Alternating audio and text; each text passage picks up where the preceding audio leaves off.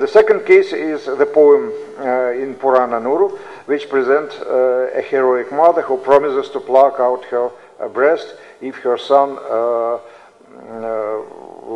behaves cowardly in the field of battle. This case is obviously differs from that of Kannahi. As to the previous one, it says about a woman who seemingly proves her innocence in front of a certain jury. In this way, it can be connected with Kannahi's circumstances, so much so that the woman appears under the Vengay tree, like Kannahi in the beginning of the chapter 3. But on the whole, the situation looks rather obscure. Anyway, we may suggest that at the time of Ilango, the Kannahi story was known, and many its versions existed like they existed in medieval times and exist now. As it was shown by Brenda Beck, these versions, folk, semi-folk, poetical, oral, or written, differ from each other in many respects, but they invariably insist on Kannahi being or becoming goddess. In the episode of burning Madurai, Kannahi turns into a typical Dravidian goddess, bloodthirsty and vindictive, the type of Mariamma, Yellamma, etc., who needs to be propitiated and sacrificed to, and who is associated in Hindu pantheon with the goddess Kali. In one of the versions of the story, named Kovalan Sedettiram, by a certain Sangalinga Kavirayar, written probably in 1923, so the 20th century, Kannahi proclaims that she is a manifestation of Kali and brutally kills Pandyan king. She then extracts his intestines and winds them around her body. The motive of burning the city is absent in this version, but interestingly enough, earlier Kannahi did use fire for destructive purposes. She burnt up the sculptural image of Madhavi, and later the house of the shepherdess who deceived her. It is worth stressing that in folk and local versions of the story, Kannahi's divine character is clear almost from the beginning. At least she is presented as possessing some unusual power. Thus, in Kovalan Sedettiram, she controls some magical force and can, as already mentioned, destroy things by fire. As to the law of karma, it is present in some versions of the story, but it doesn't prevent us from seeing the essential idea which lies in the foundation of the legend. The situation of the poem Silapariharam is different. Ilango couldn't avoid religious motifs of the legend, and the main contents of his poem is the deification of a devoted and chaste wife, or in other words, the emergence of the cult of Pattini in the south of India. But if his main task was to propagate some Jaina ideas, and he couldn't limit himself with sheer proclamations, like his own monologue in the very end of the poem, but had to make changes in the story and characters. Thus, he had to put aside the motive of Kannahi's initial unnatural character, and he presents her as a usual mortal being, albeit very beautiful. Her portrait is an absolutely standard portrait of the heroine of the old Tamil poetry. She has beautiful breasts, fragrant and hair, etc. In fact, Kannahi's transformation into a goddess is clearly referred to only in the 20th chapter, when a gatekeeper informing the king about Kannahi's visits, and says, it's a famous portion, she is not Kotravei with big hands with victory spear, not the Lianava woman who is disposed on the head of the buffalo from which permanently blood is streaming. She is not the young sister of the Sikhs, that is Arundhati. She is not Anangu who saw the dance of Shiva. She is not Kali that resides in the frightful forest. She is not the woman who tore the body of Asura Taraka. This passage presents a paradox. Kannahi, being the goddesses mentioned in it, is doubted, but she is like them, and in fact is supposed to be all of them. So the perception of Kannahi as a goddess is very skillfully predicted in the poem by a system of hints which have a character of prophecies. To this we can add that there are two monologues of Kovalan addressed to Kannahi, in which he praises her as if she were a goddess.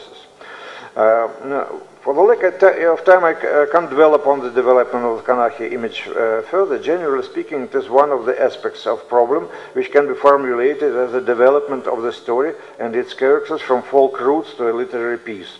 Among other things, it signifies that we are entering the field of creative art, poetic skills, methods of composition, and the like.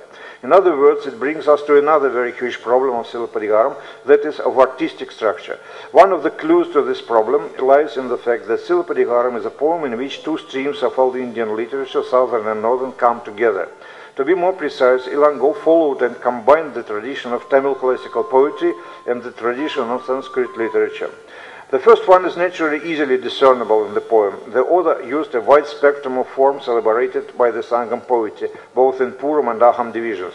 There are traditional panegyrics addressed to kings, fragments modeled on the Atrupadai songs or Palli Yerichi hymns, elements of Aintinei system, Kurinji Neidil Mulay songs, connected with bhakti poetry in the poem, but it did not always possible to find out which sources of Sanskrit tradition Ilango used. No doubt he was well acquainted with it, but what the extent of his knowledge was is a matter of debate. He certainly knew epic poems and alluded to them quite conscientiously. The episode of the hero's journey to Madurai is a good example for it. It seems that Ilango attached much importance to this journey and was aware of its initiation meaning.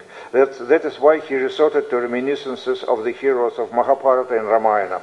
Thus, the Brahman Kaushika, with whom Kovalan met, says to him, "Glorious old town, Puhar, is in confusion like Ayodhya that was abandoned by the great hero who went to frightful forest, saying, 'For me the kingdom is nothing, but there is the king's order.'"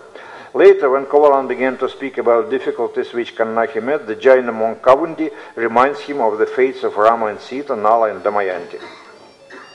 Generally, the hero's exile or their wandering through deserts and dangerous places are typical themes of ancient Indian epic poems.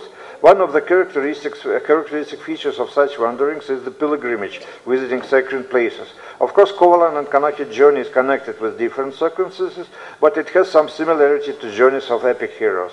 It is described as going from place to place full of religious importance or sacred meaning. Thus, their way to Madurai can be schematically represented as follows. Leaving Puhar, they go around Vishnu's shrine, then pass Buddhist viharas and the sacred place of Jainas, then leaving behind Kaveri, they come to the dwelling of Kavundi. Together, they go to a grove near Tiruvarangam, where a famous ascetic lives, and listen to his preaching. Then they go to Varanam and worship Arhat there. and so on. The situation of Kovalan and Kannaki, however, so this reminiscences of Sanskrit sources, but at the same time, this situation of Kovalan and Kannaki leaving Puhar has an interesting analog in the custom of Udan Pokko, presented in Sangam poetry as one of the thematical units of the Pali Tinei. The young couple runs away from their village and for some time stays in a wild, dangerous country, which is known as Pali. The general meaning of this custom is connected with the idea of initiation. That's my course of thought. When young people, before entering a new phase of their life, undergo a period of trials and difficulties. It is very meaningful that the situation of Udan Bokku is included in the Pali theme and corresponds to Pali landscape, the hot season, the waterlands difficult to cross. And the same can be said about the journey undertaken by Kovalan and Kannaki, though by appearance this is different, of course. But the meaning of their journey, I think, coincides with the meaning of the Udan Pokko. Coming to Madurai means the end of the hero's trials, and Ilango switches to Tinei code. Pali Tinei, in accordance with Tamil poetical tradition, is followed by Mullai, signifying the ideals of purity, life, renovation. This corresponds also to the natural sequence of the seasons. Sorry. Summer heat is followed by the cool season of rains. But Ilango doesn't reproduce this scheme